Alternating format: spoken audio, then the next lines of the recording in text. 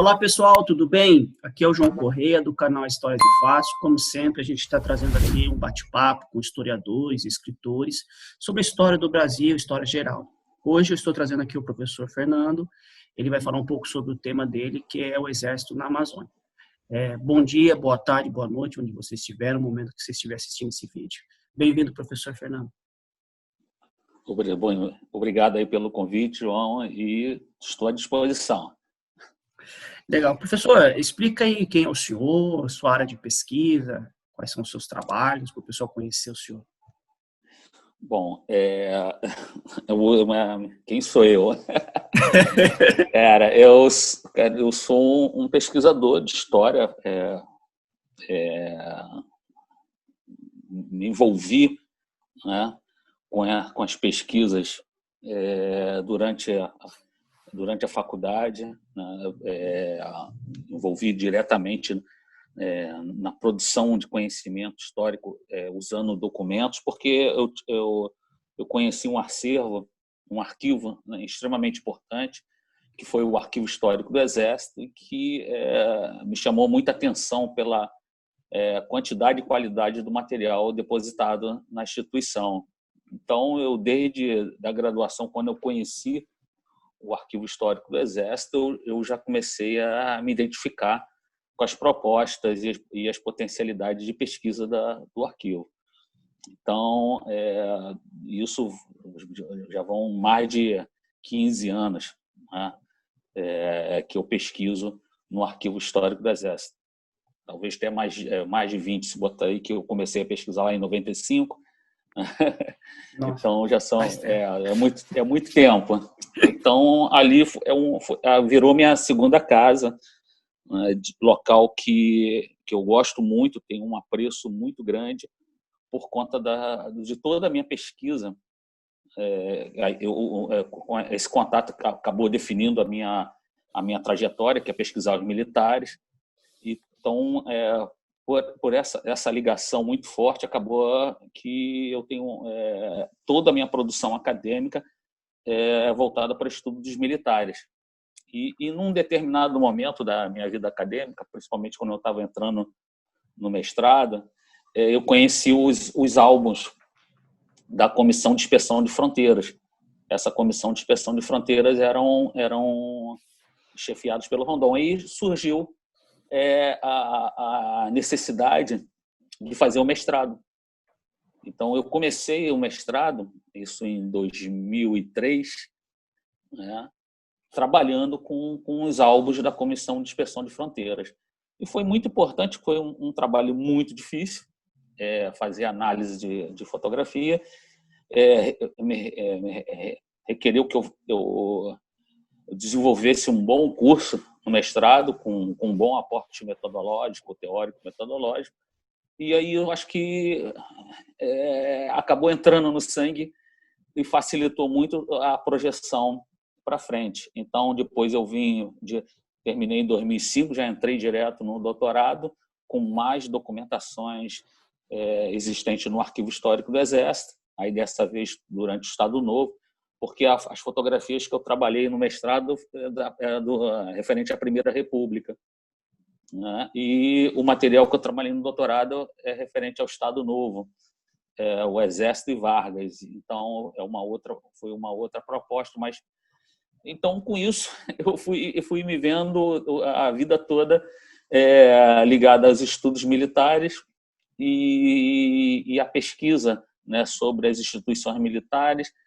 Com isso, eu fui contratado em 2016 pela Universo, porque havia uma demanda muito grande de alunos trabalhando com assuntos militares. Quando nós falamos de assuntos militares, é bom entender que assuntos militares envolvem não só os sujeitos, que são os militares, soldados, cabos, sargentos, oficiais, generais, né? Então, é uma perspectiva muito grande e interessante trabalhar com os sujeitos históricos, esses militares como sujeitos históricos, e a própria instituição, que, no caso do Brasil, ela perpassa quase toda a história brasileira. Então, isso facilitou eu ter uma conexão da documentação do Arquivo Histórico do Exército com as minhas pesquisas e com a minha projeção acadêmica. Então, eu entrei no momento oportuno na Universa, onde havia uma grande demanda de pesquisa com militares. Muitos alunos estavam fazendo pesquisa sobre militares e também continua esse processo. Eu acho que hoje uma grande parcela dos alunos que entram no programa de pós-graduação da Universo vem estudar militares. Então, isso é importante porque dá continuidade à minha projeção acadêmica e me possibilitou, por exemplo, criar um laboratório de história militar, política e fronteiras. Então, juntando a questão da necessidade profissional acadêmica com a minha experiência de pesquisa, gerou esse laboratório, e esse laboratório ele tá muito intenso. Inclusive, nós, o que eu falo nós é porque somos um grupo, né? O laboratório, eu tenho meus alunos que trabalham comigo, os professores. Nós estamos terminando um roteiro de fontes de história militar. Esse roteiro é um site que nós já estamos em fase de finalização, em que o futuro pesquisador, acadêmico ou não, ele poderá ter ali uma direção aonde buscar as fontes. Então, com esse roteiro que nós estamos terminando, ele vai te indicar aonde estão localizadas as fontes sobre assuntos militares. Para além do arquivo histórico da Marinha, do Exército, da Aeronáutica, nós vamos identificar os documentos que estão nos estados, no Arquivo Nacional, na Biblioteca Nacional, Instituto de Histórico e Geográfico Brasileiro. Nós estamos identificando e também estamos identificando os pesquisadores pelo Brasil todo. Então, com esse roteiro, vai ser uma grande plataforma para que nós possamos ter novos pesquisadores no campo da história militar, né? E lembrando que é uma história militar que eu trabalho, não é bem uma história militar como se fazia no século XIX, né? Estudar as guerras, os generais, né? A questão do Estado no conflito. Para além disso, mas também, como eu falei, estudar o cotidiano da vida militar, o recrutamento, o dia a dia do soldado, né? O soldado, o praça, as tensões que envolvem toda uma estrutura de uma organização militar.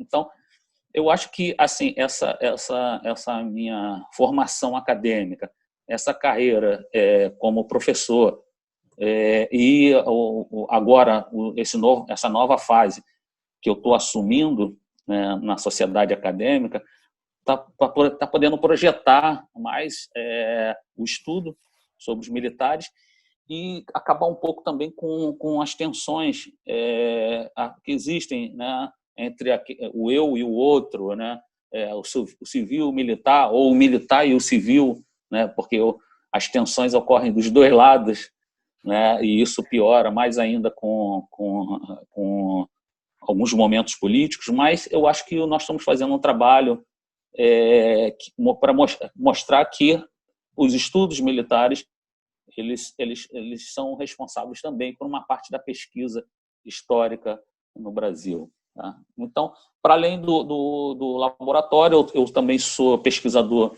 sênior do Centro de Estudos Estratégicos do Exército. Durante 3 anos aí eu fui contratado. É um processo seletivo que ocorre a cada ano, onde um pesquisador com uma qualificação que eles querem é escolhido para trabalhar nas pesquisas de interesse do Estado-Maior do Exército. Então, os últimos anos, desde 2018, eu terminei mais um contrato agora, esperando a próxima seleção para concorrer, mas eu desenvolvo pesquisa na área de História Militar e Forças Armadas para o Exército. Então, a demanda é do Exército, o Exército escolhe o que eu tenho que pesquisar e vamos tendo feedback e construindo as pesquisas, né? Então, é um processo bastante interessante, porque, por exemplo, até 2018, né, se eu não me engano, está na 10ª edição desse processo seletivo, até 2018 não havia sido chamado um historiador. né? E pela primeira vez, em 2018, foi aberto uma vaga de historiador, eu concorri, ganhei, e aí eles se identificaram com o trabalho, ainda era uma experiência, né? Como incluir a história nos estudos estratégicos do Exército, e aí houve uma resposta à altura do que eles queriam, Legal. então, e o processo continuou. Então, em 2019 houve um novo processo, aí ficou 2019 e 2020, né? E eu acho que esse ano ainda haverá uma vaga de historiador. Então, é abrindo espaço para o Sim. historiador em outros campos, né? É isso que é. Até mostrar assim para o pessoal, né, que existe esse ramo de pesquisa que é a história militar, estudar o militar como sujeito histórico que pertenceu àquela sociedade, daquele momento, que também sofreu a influência das questões sociais que existiam na época. Porque acho que as pessoas elas esquecem também que o militar está incluso na sua sociedade, não é somente estudar general, guerra, não, tem todo um processo. Isso é a importância do estudo da história militar. Mas, assim, uma coisa que o senhor citou, o arquivo do Exército é o arquivo localizado na cidade do Rio de Janeiro. Né? Sim, no Palácio Duque de Caxias, do lado da Central do Brasil, da estação da Central do Brasil. É todo o material que o Exército produziu durante toda a sua existência. Bom, vamos lá, calma. Quando fala todo, tem que se tomar cuidado, porque a produção de documentos ela pode sofrer alterações, ela pode sofrer perdas ao longo do tempo. Né? Nós estamos falando de o arquivo do Exército tem, por exemplo, uma coleção de cartografia que veio desde o século XVI. Né? Documentos escritos, se eu não me engano, tem alguns documentos que vieram com a família real em 1808, muitos documentos de Portugal vieram na fuga, e desde 1808 no Brasil se produziu muito documento, inclusive na parte da guerra, né, que o primeiro-ministro da guerra era ministro da Guerra das Relações Exteriores, né, dos Negócios Exteriores, que englobavam as duas pastas. E ali, desde 1808, se produz muito documento na pasta do Ministério da Guerra e das Relações Exteriores. Né? Então, mais antes disso, tem o Código Filipino, que veio uma documentação dos códigos filipinos que vieram com a família real. Então, a cartografia portuguesa veio, mas são documentos. Documentos têm um suporte. Né? Se hoje os suportes são frágeis, né? Por exemplo, até eu sou da idade que viu aquele disquete, né, de 3/4, né? O disquete de 1,5. Né? Hoje nós temos o pendrive. Então, os suportes, quantos documentos, quantos trabalhos nós perdemos naqueles disquetes, né? Em CDs, depois em DVDs. Então, o suporte no passado era o papel, né? E dependendo do papel, tem papel que em determinadas épocas ele tem uma qualidade muito ruim, né? Por incrível que pareça, o papel do século XX é pior do que o papel do século XIX. Então, um documento escrito no século XIX, às vezes, num papel do século XIX, tem mais resistência até, às vezes, que um documento escrito num papel do século XX. Então, muita coisa pode ser se perdida. E ainda existe a ação do homem. Né? Pode chegar aquela pessoa que vai lá, pô, isso aqui é acúmulo de papel, para que vamos jogar tudo isso fora? Né? Só recentemente nós temos uma legislação que define o descarte de documentos, né? Mesmo documentos da administração pública. Então, por isso, quando eu falo tomar cuidado com todo, porque muito documento pode ter se perdido, muito documento pode ter sido destruído por ignorância ou mas depende muito da situação. Mas eu acho que a gente tem que tomar cuidado. E a função de um arquivo. Um arquivo, desde a criação da concepção do arquivo após a Revolução Francesa, né, os arquivos foram criados para guardar a história do Estado, a memória do Estado. E ali a definição. E o Estado o Estado é a igreja, os generais, a diplomacia e os reis. Então, muita história vista por baixo, das classes mais baixas, ou praticamente não existiu, ou alguma coisa que foi produzida foi de uma maneira muito pequena, né? Às vezes um processo criminal, que é onde é mais fácil encontrar, né, o povo.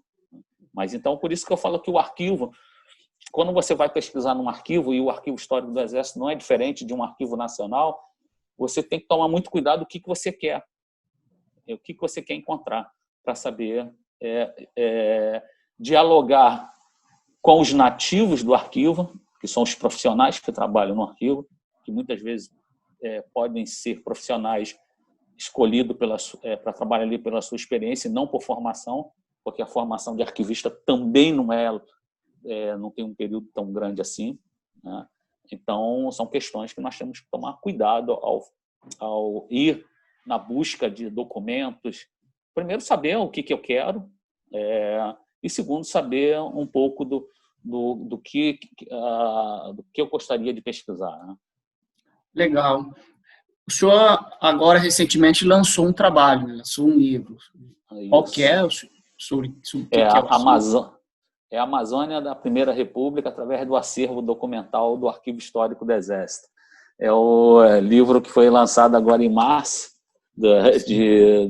de 2020, sendo que não lançado entre aspas, né? Foi lançado pela editora, mas o lançamento oficial não pôde ocorrer por conta do momento que nós estamos vivendo. Pandemia, né? Então, impossibilitou, né, uma reunião entre amigos, entre pesquisadores, para divulgar a obra. Legal. E qual foi o objetivo desse trabalho, professor? Olha, algumas coisas comigo são muito intensas, né? Então eu tenho que parar para respirar e reduzir o máximo, né, por conta até do tempo. Mas esse livro, ele na verdade ele está no contexto de vários objetivos, tá?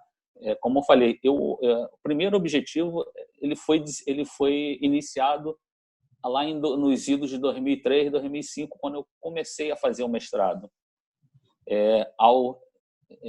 No momento que eu olhava aquelas fotografias da Comissão de Inspeção de Fronteiras e conseguia só ver a parte estética, a beleza das fotos e não conseguia compreender o que elas queriam me falar.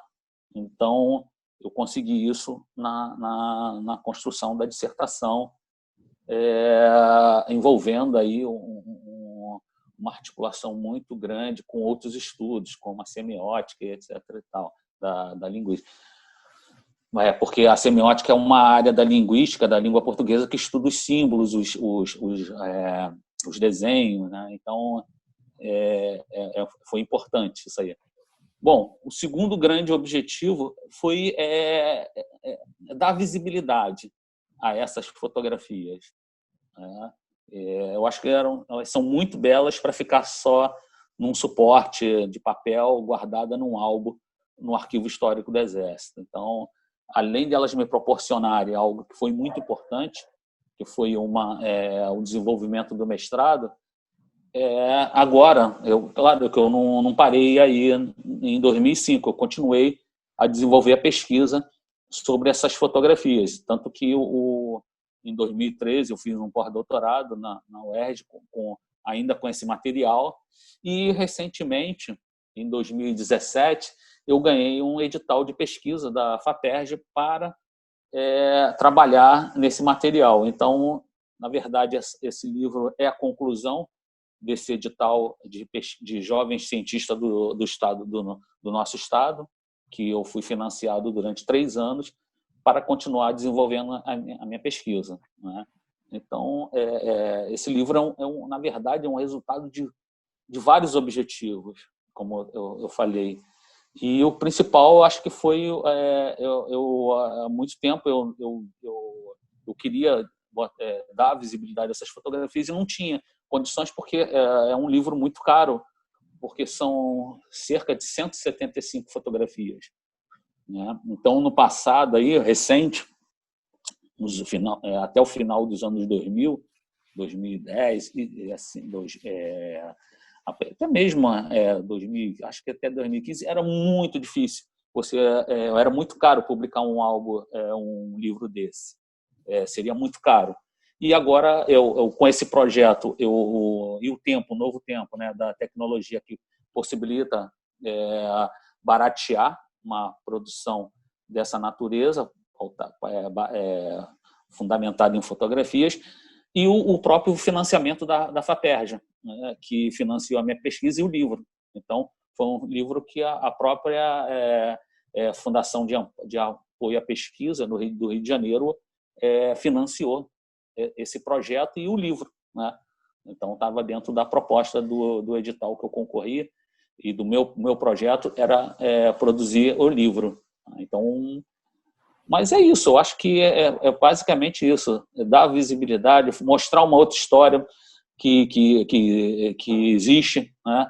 Existe uma Amazônia na Primeira República, existe tratar um pouco do Rondon de uma maneira não tão romantizada como foi romantizada no passado, no sentido de que o Rondon é um personagem brasileiro extremamente importante, e ele, às vezes, pelo tratamento romantizado, ele acaba deixando de lado os marcos científicos que ele deixou para a posteridade, né? Como a própria ligação, né, do Brasil, do litoral brasileiro com o interior, né?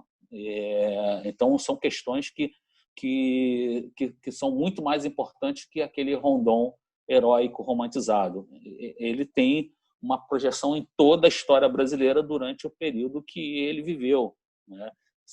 Desde o final do século XIX até ao fim da Primeira República, indo mais um pouco à frente também, talvez até quase 100 anos aí o Rondon tem uma interferência na história brasileira, né? Então, acho que o senhor falando é interessante, porque isso mostra, por exemplo, que você nem nos livros didáticos você vê essa importância que se dá à Amazônia, né? Nem a Amazônia, nem nem Rondon, não se dá, né? Talvez, eu não conheço, algumas produções na região norte do Brasil enfatizem a importância da Amazônia. Mas, mesmo assim, na região norte, eu vejo, principalmente, por exemplo, na Federal do Amazonas, o curso tem curso de História, mas eles relegam totalmente a estudos sobre militares, né? Na Federal do Pará tem um grupo muito forte que estuda os militares, né? Inclusive estuda a Marinha, que você citou aí. Eu ri, mas porque eu estudo o Exército, eu praticamente estudo o Exército, não estudo a Marinha, até por questão de ligação com o Arquivo Histórico do Exército, e para não sair da minha zona de conforto. Mas tem na Federal da Amazônia tem um grupo de pesquisa coordenado pelo professor William Gaia, que tem vários estudos sobre a Marinha no século XIX, século XVIII, século XIX, século XX, e sobre o Exército também. Mas o ponto forte deles é o estudo da Marinha na Amazônia, né? Na navegação fluvial, né? Que isso é importante. Legal. Assim, eu percebi assim que eu vi o livro, tudo. O livro ele dá um norte para próximas pesquisas, né? O senhor tem alguma coisa a dizer sobre isso daí? Que eu vi assim, o livro, falei, nossa, até perguntei, né? Conversei, falei assim, rapaz, aqui dá para surgir tanta coisa de pesquisa, tanto questionamento, tanta coisa. Assim, o senhor tem a dizer sobre isso daí? Bom, de cara, imediatamente, eu vou começar agora uma pesquisa sobre a colonização militar na Amazônia, né? Então, por quê? No século XIX, precisamente lá em 1840, foi criada a primeira colônia militar na região na colônia Pedro II, que é em Araguari. Colônia, no caso, era um presídio? O que era uma colônia? Não, a colônia, o que eram colônias? Quando nós falamos em colonização, né? Nós temos a imediata impressão que o Estado vai lá e ocupa e resolve rapidamente tudo, né? O que acontece? Na verdade, a colonização ela é feita por módulos, né? Então, existem vários tipos de colonização. O Brasil usou, até o século XIX, muito o modelo de colônia agrícola. Eu ceder um pedaço de terra para um determinado grupo, né? Familiar, às vezes, dependendo do local, o pessoal não levava a família, mas a preferência era um modo familiar que pudesse ocupar aquela terra e desenvolver a terra com a agricultura, né? Só que o que acontece? Em certas regiões, esse processo não evoluía, como na região norte e principalmente na região centro-oeste, nas áreas de fronteiras como um todo, mas mais para a região norte por conta da dificuldade da resistência da vegetação, a dificuldade de penetrar a floresta, né? A dificuldade de mobilidade, porque a região amazônica é servida por rios, então nós não tínhamos módulos de transporte desenvolvidos, né? Então, isso aí tudo dificultava. O que o Estado percebeu? Nós temos que mandar ali um grupo que possa efetivamente desenvolver o processo de ocupação. Principalmente a preocupação era com a região de fronteiras e região de fronteiras norte, tá? Principalmente a região norte, Amazônia, né, que foi conquistada por um processo tenso, né, que envolveu inclusive os processos internacionais, né, Tratados, né, com determinações internacionais através dos tratados, mas isso só poder, o que garantiria a posse da terra era a ocupação. Então, o que o Estado percebeu, junto com alguns generais, que a ideia de se levar uma colônia militar, ou seja, você dá um suporte, você mandar alguns militares para aquela região, com família também, e, além da família do militar, com algumas famílias de agricultores. Então, esses militares dariam o apoio administrativo e fariam a segurança daquele módulo colonial, que aí recebeu o nome de colônia militar, e as famílias de agricultores também trabalhariam desenvolvendo a região. Então, era uma militarização de uma colonização que não estava dando certo na Amazônia, né? E já haviam também algum histórico com as fortificações. Então, as fortificações, elas são o início de um processo de ocupação militar da Amazônia e da região de fronteiras. Então, eles já tinham essa experiência com as fortificações, então resolveram implementar esse modelo aí de colônia, que era a colônia militar. Como eu falei, antes disso existiam as colônias agrícolas. A colônia agrícola não tinha a participação do militar no processo de ocupação e vivificação do território, tá? Mas os processos das colônias militares foi desenvolvido intensamente na segunda metade do século XIX e ainda no século XX, tá?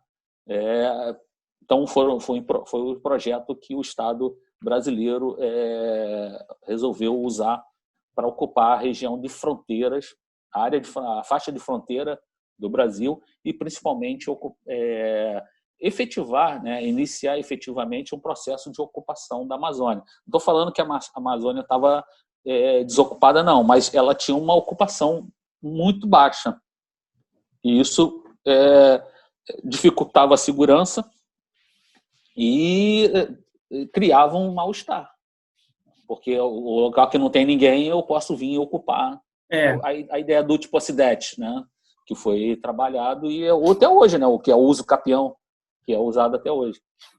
É o que eu percebo, assim, que tem muito campo de estudo e pesquisa. Tem. Eu tô para além dessa pesquisa que eu vou desenvolver sobre a colônia militar, eu também estou no processo de criação de uma rede internacional de pesquisa sobre fronteiras, que nós estamos também... Esse ano está na fase de várias negociações, além do que já que vem sendo desenvolvido, outras questões estão sendo tratadas. Então, uma das negociações é a criação de uma rede internacional de pesquisa, que vai se chamar uma rede internacional de pesquisa sobre fronteiras, integração e conflitos. Basicamente, trabalhar com a área de fronteira do Brasil com os outros países da América do Sul, tratar do processo de integração que foi se desenvolvendo ali naquela região de fronteiras e, principalmente, atuar através da pesquisa sobre conflitos, né? Desde a Guerra do Paraguai a outros conflitos que ocorreram ali, como a Guerra do Chaco e a Guerra Colombo-Peruana, já no século XX. Então, que, inclusive, são partes de pesquisas que eu também estou desenvolvendo, que é a Guerra do Chaco, que é a guerra entre a Bolívia e o Paraguai, em 1932, e a Guerra Colombo-Peruana, que é uma guerra entre a Colômbia e o Peru, também em 1932, mas lá na região de tríplice fronteira da Amazônia. Então, são questões como geram, né? Por exemplo, a Guerra Colombo-Peruana, o Rondon foi o embaixador especial para a paz da região. Conhecimento disso, não. Ele ficou um tempo lá, não sei quantos anos ele ficou lá. Ele é como se fosse um presidente tampão só para na região de Letícia, porque a guerra foi pela posse do território de Letícia, que a Letícia é na região em frente a Tabatinga.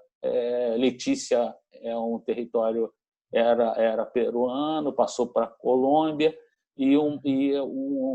entre a Colômbia, Peru e o Brasil ali na região de Tabatinga, tá? É uma região de tríplice fronteira. Isso prova a importância de ter ocupação nessa região, né? Sim, até porque, por exemplo, na Guerra de Colombo-Peruana, o exército teve uma dificuldade muito grande de deslocar a tropa para a segurança daquela região, porque apesar de a guerra ser entre a Colômbia e o Peru, mas o território do Brasil era invadido toda hora para deslocamento de tropa estrangeira ou navegação, porque ali é uma área, a mobilidade por rio, a opção é o rio. A aviação era incipiente, mas também houve uso de aviação naquela região, mas o exército teve uma dificuldade muito grande para deslocar e havia a necessidade do apoio fluvial da Marinha e também a dificuldade de negociação dessa ação conjunta, né? Exército e Marinha também exigiu depois que houvesse uma revisão dessas formas estratégicas de atuar. É difícil você pegar um outro ente nacional e falar, você vai trabalhar comigo agora, de repente, acontecendo. Isso não dá. E é até interessante porque a gente hoje fala, nossa, os meios logísticos hoje para ir para essa região é complicado. Imagina naquela época, 1930. Para e pensa. E outra, a mente da população daquela época, nossa, eu vou para um lugar que... realidade, né? Então tem todas essas questões para serem analisadas. O Inferno Verde. Inferno Verde? Muito legal. Era o nome que se dava para a época? O purgatório, né? Era a ideia de purgatório. Quem era mandado para a Amazônia estava indo para o Inferno Verde. A ideia do purgatório, normalmente, os militares que iam lá para aquela... até a primeira metade do século XX, quem era transferido para lá era por punição, né? Então, era uma forma de punição. Distância, né? Tu envolvia toda a distância, isolamento, falta de infraestrutura, né? Coisas que ainda não mudaram muito e que até hoje a gente fica batendo na tecla. O maior problema de se manter, né? Por exemplo, algumas instituições, como a Polícia Federal, a Receita Federal, não querem ficar em certos lugares de fronteira. por conta disso. Falta de isolamento, falta de infraestrutura. Os militares da Marinha e do Exército vão porque já tem uma estrutura pronta lá e são obrigados. Tem que ir. Foi transferido ou a pedido ou por ordem, tem que ir. Ou vai ou pede demissão. Então não tem já a Polícia Federal, a Receita Federal tem sempre um jeitinho, não vou, ou bate lá e pede transferência e não volta, né? Porque é muito difícil. Esse tempo eu estava pesquisando, acho que é Roraima, a capital de Roraima tem 190 mil habitantes, a capital do estado. A gente pode ver assim, nossa, 190 mil é um bairro aqui no Rio de Janeiro, em São Paulo, se for ver, né? O tamanho da... porque mais Roraima já ali em Boa Vista, né? Ela tem uma característica mais interessante, porque eu tive lá para ver, quando estava pesquisando, em 2018, quando pesquisa pelo Exército, eu tive lá para ver a Operação Acolhida, que é a operação de acolhimento dos venezuelanos, né? Mas Boa Vista é uma cidade maravilhosa, né? E ali a geografia é bem diferente do restante da Amazônia, tá?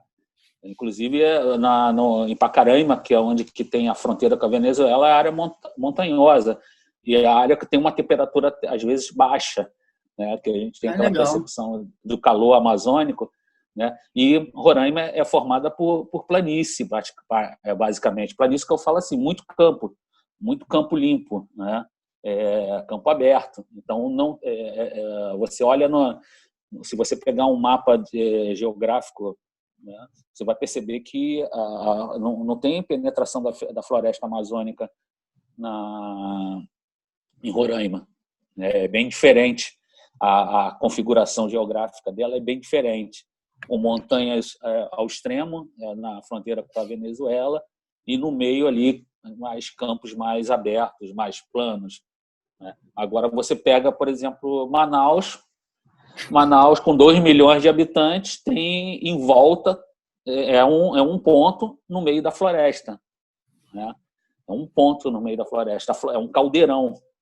Aí você vê a realidade da Amazônia ali, a partir de Manaus, que é uma cidade altamente urbanizada, desenvolvida, e aí, a partir dali, você pode ver começar a ver a realidade da Amazônia, principalmente com a população ribeirinha, a pobreza, falta de infraestrutura. Mas eu acho que a realidade são realidades diferentes. Eu não usaria Roraima como uma realidade. Sendo da mesma região, a gente já percebe que tem essa diferença. Eu falei assim, questão da dimensão de população, né? A gente precisa... Roraima foi um território, né? Território federal,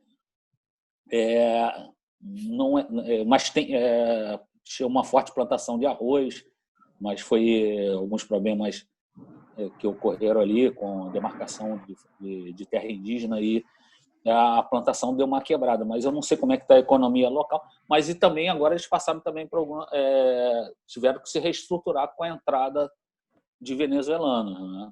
Então, teve que se reestruturar porque modificou a rotina, né, da cidade. Então, mudou totalmente.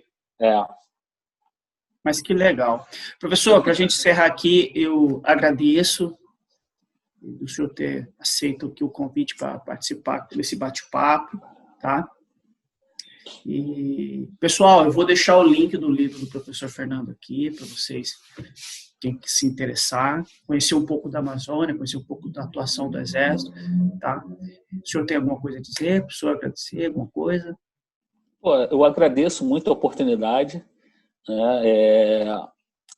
Eu acho que essa prática que você está desenvolvendo, ela é muito importante para todos, tanto para o leitor quanto para o escritor, né? Porque hoje é coisa sendo produzida e às vezes nós não temos tempo de dialogar e mostrar, né? O mundo está tão grande, mas ao mesmo tempo a gente está tão longe de tudo, porque é muita coisa, muita gente, muito de tudo, e nós não conseguimos mais falar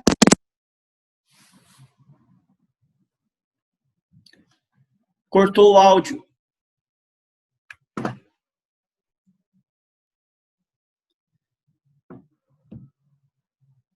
Cortou o áudio.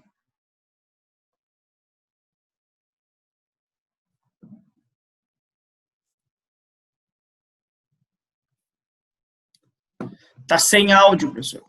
Ah, agora veio, voltou. Não foi eu, deve ter sido a conexão, né?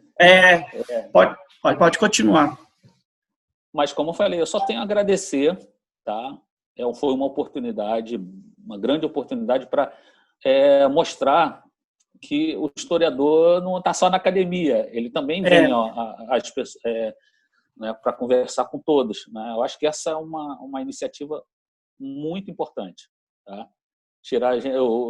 Não existe historiador no pedestral, tá? Só na academia. O historiador ele tem que vir e falar com todos e mostrar o trabalho, senão ele vai ficar na gaveta, vai ficar sem dar visibilidade ao que ele está produzindo. Legal. Muito obrigado. Pessoal, agradeço a todos e vou deixar todos os contatos aqui do professor, caso alguém queira tirar uma dúvida, e também do livro. Um abração, professor. Pessoal. Obrigado. Valeu, João. Tchau. Até mais. Tchau.